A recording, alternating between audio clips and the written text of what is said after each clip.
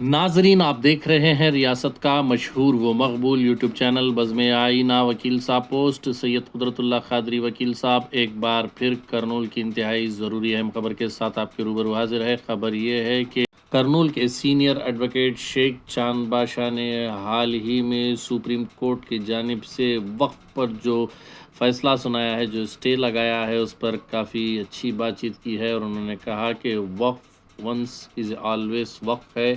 वक्फ की प्रॉपर्टी को कोई जो है कब्ज़ा नहीं कर सकता और हुकूमत सिर्फ जो है उसकी देखभाल करनी चाहिए, इसमें मुदाखलत नहीं करनी चाहिए। और भी बहुत सारी बातें शेख चांद बादशाह ने बताई हैं, सीनियर एडवोकेट करनूल ने।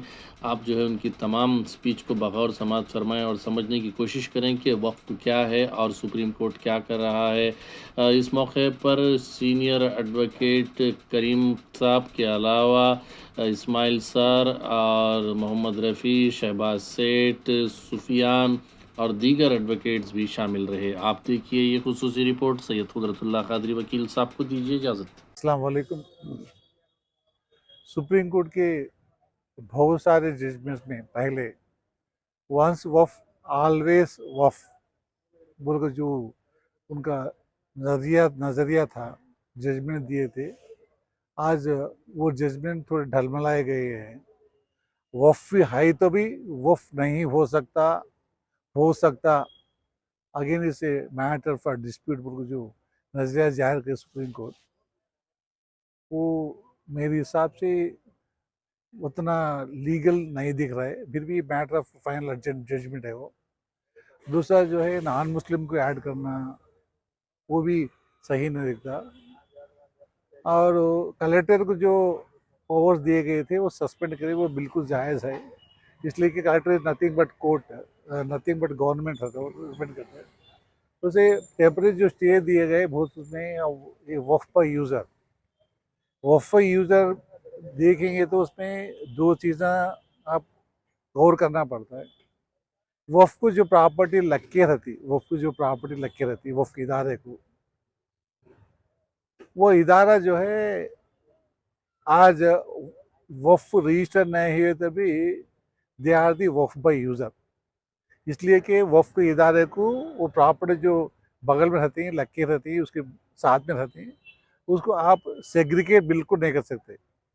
जैसे मस्जिद है, मस्जिद के शॉप्स है, रेजिडेंशियल अकोमोडेशन है, उसको आप सेग्रीगेट नहीं कर सकते। वोफबा यूज़र को भी जो है कोर्ट वाले सेग्रीगेट करके कौन सा वोफबा यूज़र जायज़ है, कौन सा वोफबा यूज़र जायज़ नहीं है, किसके ऊपर स्टे मिलना चाहिए, किसके ऊपर स्टे नहीं मिलना चाहिए, वो भी एक क्लैरिटी जो है अब हमें ये सुप्रीम कोर्ट जजमेंट में वो भी हमें भी एक मिस कर रहे हैं। और बहुत सारी चीज़ें जो है फिर भी फाइनल जजमेंट के लिए रिजर्व करे गए हैं अभी। तो ये आने के बाद वफ़ की प्रॉपर्टीज़ अब जो है वफ़ की प्रॉपर्टीज़ ना रहे, इसलिए जो है हो सके तो सुप्रीम कोर्ट जो है ये केस को जल्दी से जल्द लेके डिसाइड करना वफ़ की एग्जिस्टेंस के लिए बेहतर है। सबसे ज़्यादा अहम चीज़ जो है ये प्रॉपर्टी वो बोलते हो इस ऑलमाइटी गॉड अल्लाह की है। गवर्नमेंट खाली इंटरेस्टमेंट है, उसको देख रेख करने का ही पावर है। गवर्नमेंट उसका ओनर बिल्कुल नहीं है। जो ओनर नहीं है वो मिसयूज कर रहा है, ट्रस्टी जो है वो मिसयूज कर रहा है, तो ये भी गलत है। तो इसके साथ साथ जो है वक्फ बोर्ड को अभी करने के लिए, वक्फ एक्ट का भी एम्पावर करने के लिए गवर्नमेंट हो सके तो स्टेट लेवल में, सेंट्रल लेवल में आईएएस ऑफिसर को रखना बेहद ज़रूरी है। ये एक्ट तो जितना हो सके, जितने पावर्स एंडोमेंट एक्ट में कमिश्नर दिए गए, वैसा कमिश्नरेट एस्टैब्लिश करना बेहतर है। नहीं तो ये प्रॉपर्टीज़ को बचाना बिल्कुल अब नामुमकिन है।